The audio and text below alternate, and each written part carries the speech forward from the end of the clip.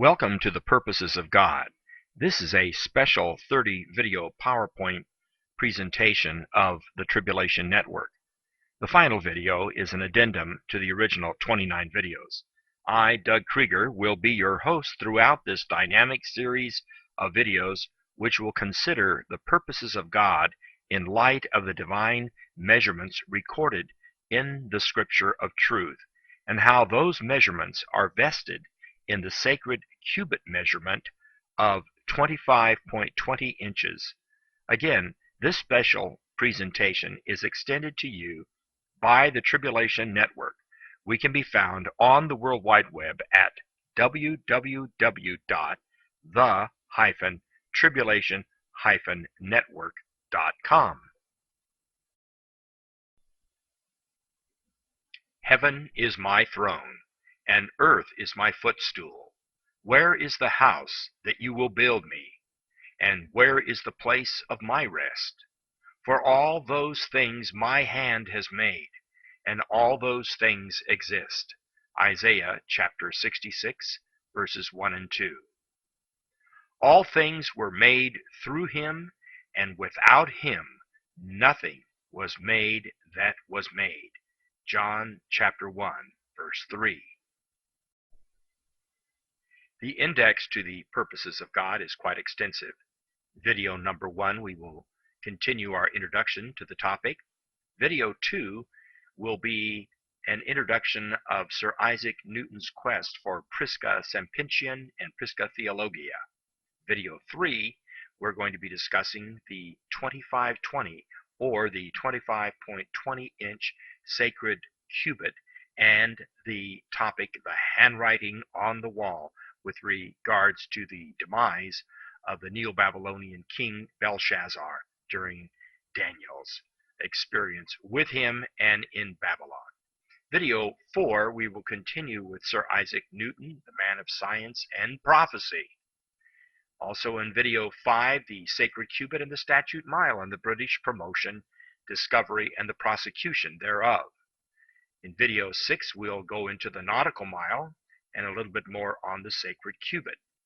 Video 7 and video 8, we will be discussing the distance and time measurements from Jerusalem's Temple Mount to the Gentile world capitals and other events among the Gentile world powers in their relationship to Jerusalem's Temple Mount. In video 9, we'll be discussing time and distance in the ministry of Jesus in the Middle East. Video 10, we're going to be talking about the relationship of the United States of America, in particular Washington, D.C., and New York City and their locations, juxtaposed to that of the Temple Mount in Jerusalem. In reference to that, we'll be discussing issues regarding the earth, the moon, and the sun and their relationship to both. In video 11 and 12, we'll be talking about the constellation Draco and the 12 houses of the zodiac. In relationship to Draco, we'll be giving reference to the biblical account of the dragon's tail, the number 666, and the age of Aquarius, which we affirm could very possibly commence in the year 2012. Videos 13 and 14 will be an introduction, because later on at the end of our series, videos 27, 28, and 29, we'll go into more depth about the Great Pyramid at Giza. But here we will be discussing the Great Pyramid at Giza and its peculiar relationship to the apocalypse, to the end of days. In video 15 and 16, we will be discussing the years 2012, 2016, and 2018 and 19. And if you do your math a little bit here, you'll notice that between the age 2012, the year 2012, and 2018-19 is approximately 7 years.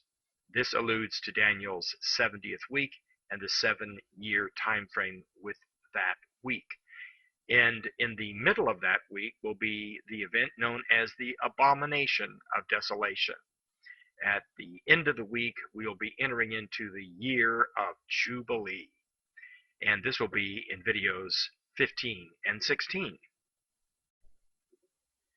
In video 17 and 18 and 19, we will be discussing the measurements of the New Jerusalem, the moon, the earth, and the sun in parts 1 and 2. And then in part 3 of the measurements of the New Jerusalem, we will connect them to the Pillar of Enoch, the Great Pyramid of Giza. That will be part 3 regarding these measurements. In video 20, 21, and 22, we will be considering the measurements of the Ark of the Covenant and the Temple of Solomon, and in their relationship to the fourth temple of Ezekiel found in Ezekiel chapters 40 through 48. That will be parts 1, 2, and 3 of the measurements of the Ark of the Covenant and the Temple of Solomon and their interrelationship with the fourth temple, the temple found in Ezekiel chapter 40 through 48. In videos 23 through 26, we will go into an in-depth presentation of the millenarian temple found in Ezekiel chapters 40 through 48. That will comprise, again, videos 23, 4, 5, and 6. Videos number 27, 28, and 29, we will be discussing further reflections on the Great Pyramid of Giza, parts 1, 2, and 3. Finally, there is an addendum, video number 30, with regards to the measurements of the tabernacle in the wilderness, also known as the Tabernacle of the Testimony or the Tent of Meeting. Special appreciations to Dean McGriff for editing, Rod Brace for technical input, and Guy Mitz for web assistance.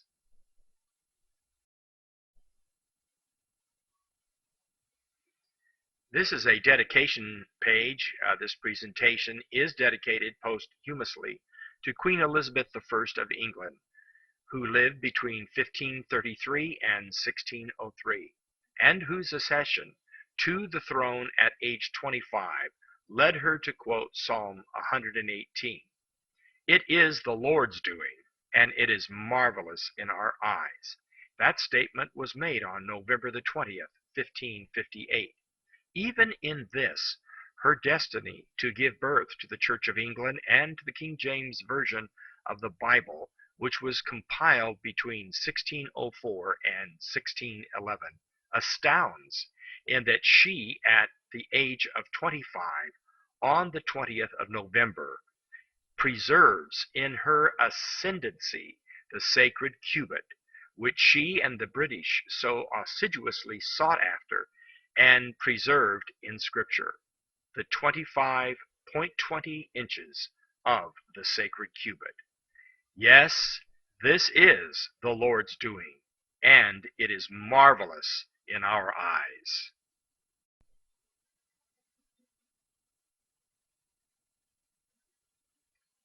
The purposes of God. To illuminate those geometric and mathematical truths embedded in the Scripture of truth, which highlight major prophetic themes past, present, and future. Especially pertinent to the purposes of God are those themes dealing with creation, Noah's Ark, the Great Pyramid of Giza, or Enoch's Pillar, the Exodus from Egypt, the Ark of the Covenant, the four temples of Israel, including Solomon's, Ezra and the Herodian, that is the second temple, the future third temple committed to Daniel's 70th week, and the fourth temple or millenarian temple as discussed in Ezekiel 40 through 48, and finally the New Jerusalem, as well as the Temple Mount and its relationship to Gentile world powers. All of the above are essential as to their measurements to the solar system, to one another, and to the ultimate purpose of the dimensions of paradise, the New Jerusalem. The spiritual conflict of the ages, the church's struggle with the principalities and powers in heavenly places, as seen in the zodiac, Draco's tail, and other heavenly bodies. Prophetical implications regarding Israel's place in history, past, present, and future, and the church's relationship with Israel. What are the purposes of God alluded to in Daniel chapter 12 and verse 4, which are destined to become great and increase at the end of time by those who search anxiously through the scripture of truth unto the coming of the Son of Man? In video 1, we will be giving a brief introduction to the purposes of God. The heavens declare the glory of God, and the expanse of heaven the work of his hands.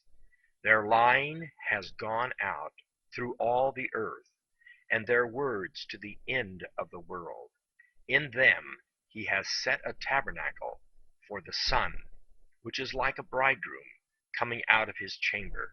Its rising is from one end of heaven, and its circuit to the other end. The heavens declare his righteousness, and all the people see his glory. Psalm 19 and Psalm 97:6. And the teachers and those who are wise shall shine like the brightness of the firmament. Those who turn many to righteousness, to uprightness and right standing with God, shall give forth light like the stars forever and ever. But you, O Daniel, shut up the words and seal the book until the time of the end. Then many shall run to and fro and search anxiously through the book, and knowledge of God's purposes, as revealed by his prophets, shall be increased and become great. Daniel 12:3 and 4 from the Amplified Version of the Scriptures. Bear with us now. This is an acknowledgments page, but our profound appreciation to so many who have over the years contributed to these prophetic impressions. In particular, we wish to express our appreciation for the contributions of David Flynn, Dr. Gavin Finley, L. Leroy Neff, Thomas Horn, Lambert Dolphin, Lean Rittmeyer, Asher Kaufman, Tony Badello, the Temple Institute in Jerusalem, and for all those whose love for the Almighty's purposes in creation through time and space continue to inspire this author until Messiah shall come to his holy temple.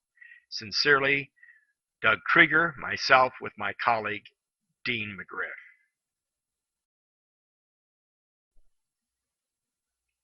All these various numbers, 7, 144, 666, 1948, 33.33, 12,000, 2520. I put all these numbers here on this one page just to highlight the many different numerical issues that we're going to be getting into during our studies. And hopefully by the time we're finished, you'll become a lover of mathematics. But beyond that, you'll find the absolute one behind these absolute expressions. The numerically created universe. This is a quote from John Michell from his text, The Dimensions of Paradise, Sacred Geometry, Ancient Science, and the Heavenly Order on Earth. Dr. Michell is considered one of the most foremost Gnostic intellects of our time. His efforts to make known the visions, the laws, and the numbers held within pure geometry, and which integrate earth and sky, movement and form, cosmos and mankind, are remarkable in many ways. However, and interestingly enough, coming from the British tradition in these matters, he was either ignorant or purposefully obscured the measurements of England's sacred cubit measurement, the 25.20 inches formalized under Queen Elizabeth I and celebrated by none other than Sir Isaac Newton. But first, this profoundly significant statement by this otherwise brilliant Eton and Cambridge educated researcher and specialist in the field of ancient and traditional science, who has authored scores of texts on science and metaphysical subject matter as well. At some very early period, by a process quite beyond explanation, certain groups of numbers were brought together. Thus was created that numerical standard or canon of proportion, and was everywhere attributed to some form of miraculous revelation. It was taken to be the nucleus and activating principle of number generally, a summary of all the types of progressions and relationships that occur within the field of number, and thus a faithful image of the numerically created universe. John Michell.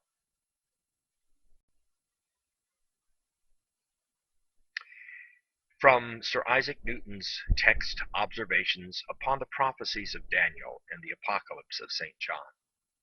This prophecy is called, that is, the book of Revelation, with respect to the scripture of truth which Daniel was commanded to shut up and seal till the time of the end. Daniel sealed it until the time of the end, and until that time comes, these prophecies of Daniel and John should not be understood till the time of the end. But then some should prophesy out of them in an afflicted and mournful state for a long time, and that but darkly, as to convert but few. But in the very end the prophecy should be so far interpreted as to convince many. Then saith Daniel, many shall run to and fro, and knowledge shall be increased.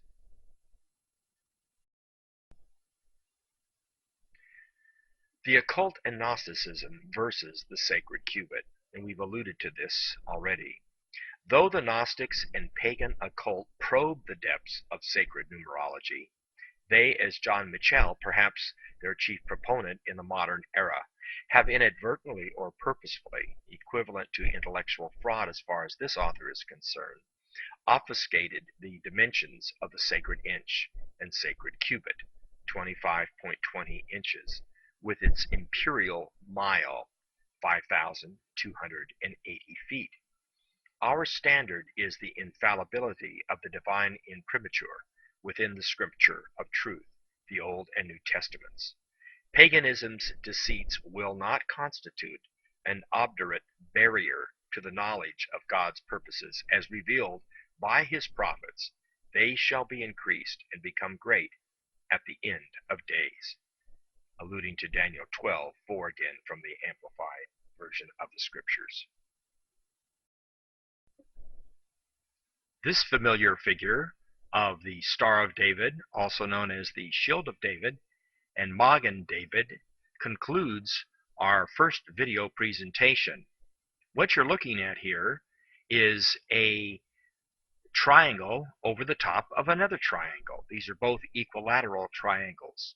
This familiar impression here is actually a major prophetical statement in and of itself. As you can see, 6 equilateral triangles have been created by placing one of these triangles over the other. Each of these equilateral triangles has a 60-degree angle. Comprised together constitute 180 degrees. The adjacent supplementary angle that is formed as a result of the intersection of the lines is a 120-degree supplementary angle that is formed.